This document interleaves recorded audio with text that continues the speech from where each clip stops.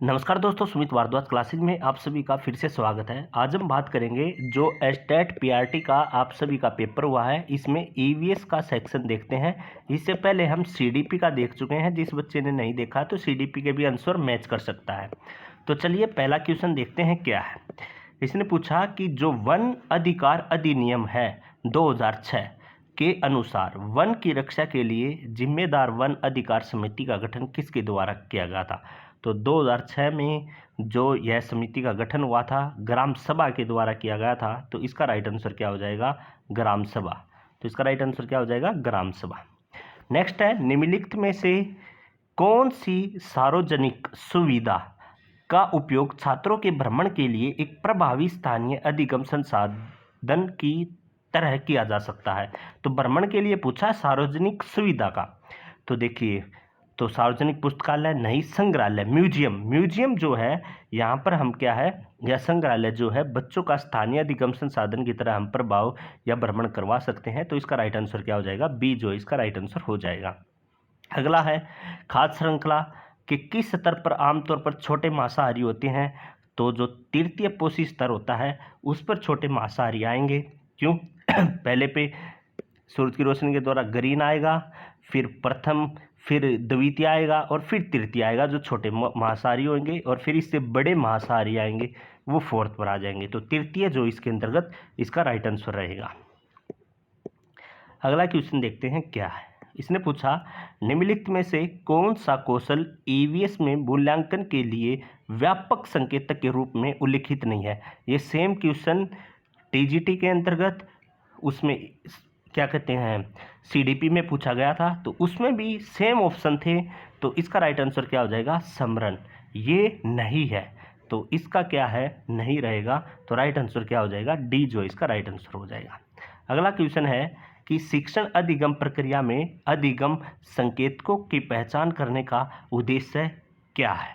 तो प्रगति को समझने के लिए माता पिता, शिक्षकों और बच्चों को एक संदर्भ प्रदान करना, ये राइट आंसर हो जाएगा। तो बी जो इसका राइट आंसर हो जाएगा। अगला है, अंडमान द्वीपों के जंगलों में कुछ जनजातियों के ने जानवरों के असामान्य व्यवहार से सुनामी का अनुमान लगाया। यह सुनामी भारत में कब आई थी। तो यह आई थी भाई 26 दिसंबर 2004 को। तो 26 दिसंबर 2004 को आई थी हिंद महासागर। ठीक है, तो इसका राइट आंसर क्या हो जाएगा, दिसंबर 2004, बी जो इसका राइट आंसर हो जाएगा। अगला है, 12 साल के बच्चों को समुद्र के नीचे के जीवन को समझाने के लिए कौन सा मल्टीमीडिया संसाधन का हम भी उपयोग कर सकते हैं। फोटोग्राफ, मॉडल, समाचार पत्र। सबसे अच्छा हम उसका एनिमेशन बनाएं। ठीक है, एनिमेशन बना के बच्चों को समझा जाए तो बहुत अच्छे से समझ सकते हैं। तो राइट आंसर क्या हो जाएगा, एनिमेशन जो इसका राइट आंसर हो जाएगा। नेक्स्ट है, सीखने की प्रक्रिया में स्कैफोल्डिंग क्या है। स्कैफोल्डिंग क्या होता है, स्कैफोल्डिंग का अर्थ होता है कि बच्चों को उन कार्यों में सहायता या फिर मार्गदर्शन प्रदान करना जिन्हें वे अब तक क्या है स्वतंत्र रूप से नहीं कर सकते हैं। ठीक है, तो धीरे धीरे जैसे आगे चलेंगे तो उनको सहायता वापस ले ली जाती है। ठीक है, हम उसको क्या है सहायता प्रदान करेंगे, पर जैसे जैसे जाएंगे हम सहायता ले ली जाती है। तो इसका राइट आंसर क्या हो जाएगा, बी। बच्चों को उन कार्यों में सहायता देना जो वो स्वतंत्र रूप से नहीं कर सकते हैं, एक प्रकार से सपोर्ट करना। ठीक है, तो इसका राइट आंसर क्या हो जाएगा, बी। नेक्स्ट क्वेश्चन है,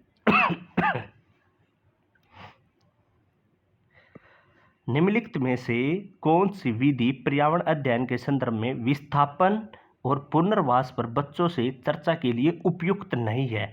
तो नहीं पूछी है, कौन सी नहीं है। ठीक है, तो पहला दिया उसने बच्चों से विस्थापन और स्थानांतरण में अंतर पूछना, ये राइट है। बच्चों को बड़ी विकासीय परियोजनाओं के मानव बसावट पर प्रभाव के बारे में बताना, ये भी ठीक है। फिर है बच्चों को विस्थापित लोगों द्वारा सामना की जाने वाली समस्याओं को नज़रअंदाज करने के लिए कहना। नहीं, नज़रअंदाज क्यों करना, तो इसलिए नहीं, इसका राइट आंसर क्या हो जाएगा, सी हो जाएगा, क्योंकि इसने नहीं पूछा था।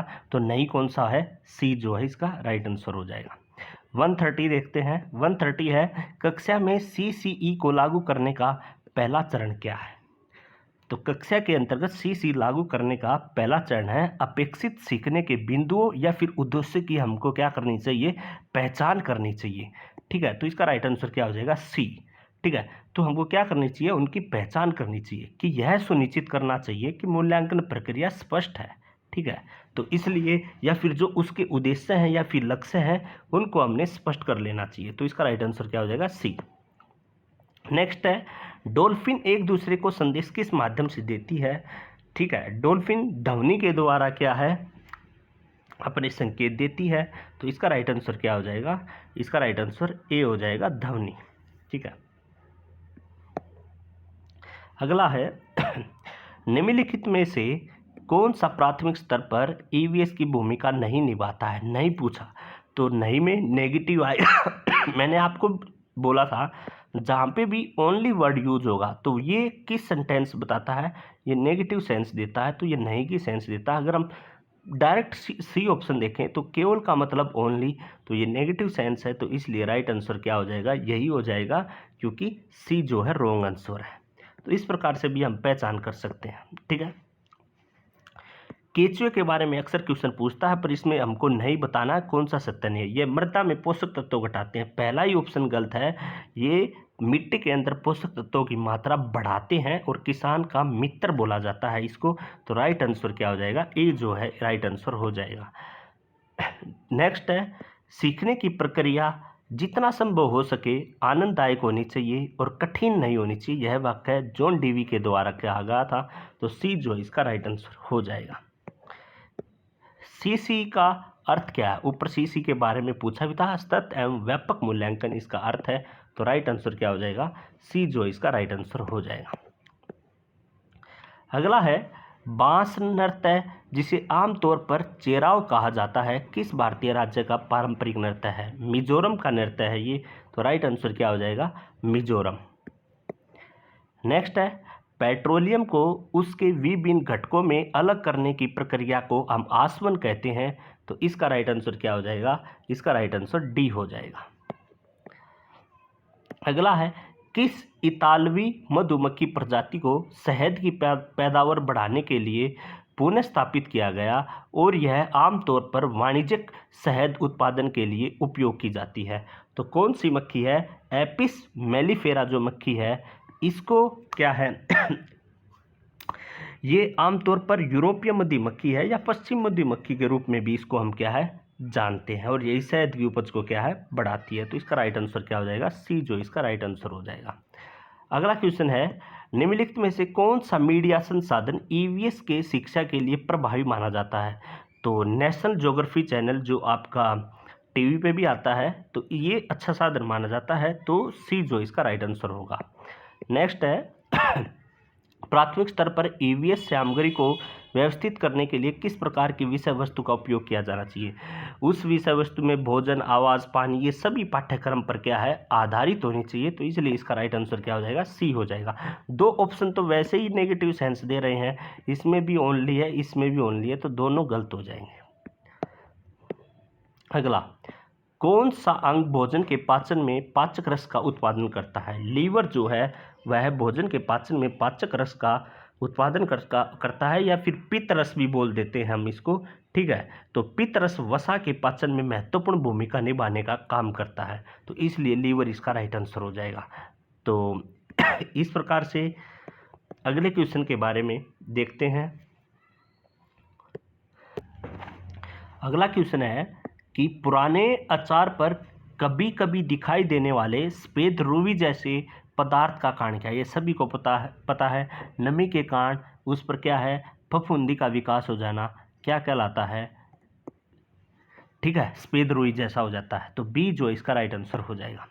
नेक्स्ट है, संयुक्त राष्ट्र पर्यावरण कार्यक्रम ने किस वर्ष के स्तर पर अपने समझौते में सीएफसी क्लोरोफ्लोरोकार्बन के उत्पादन को शिथिल करने का निर्णय लिया था। तो ये 1986 में लिया था। तो इसका राइट आंसर क्या हो जाएगा, सी जो इसका राइट आंसर हो जाएगा। अगला, निम्नलिखित में से कौन सा ईवीएस में मूल्यांकन के लिए विद्यार्थियों के अनुभव की अभिव्यक्ति का संकेत नहीं है, नहीं बताना है। चित्रकला भी है, शारीरिक गतिविधियां भी है, रचनात्मक लेखन भी है, अनुमान उसमें क्या है अनुभव के अभिव्यक्ति का क्या है संकेत नहीं है।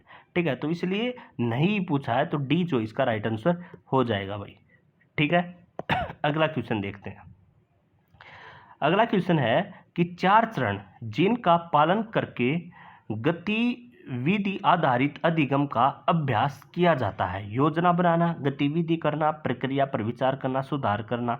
तो ABCD इसके तीनों हो जाएंगे। तो ए जो है इसका राइट आंसर हो जाएगा ABCD। पहला क्या आएगा? योजना बनाना, दूसरा गतिविधि करना, तीसरा प्रक्रिया विचार करना, फिर सुधार करना।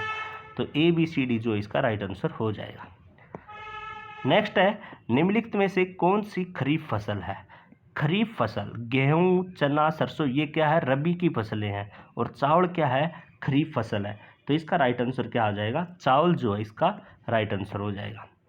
किस प्रकार की सिंचाई प्रणाली विधि घास के मैदान, कॉफी बागानों आदि के लिए अधिक उपयोगी है जहां भूमि असमान होती है और पर्याप्त पानी उपलब्ध नहीं होता?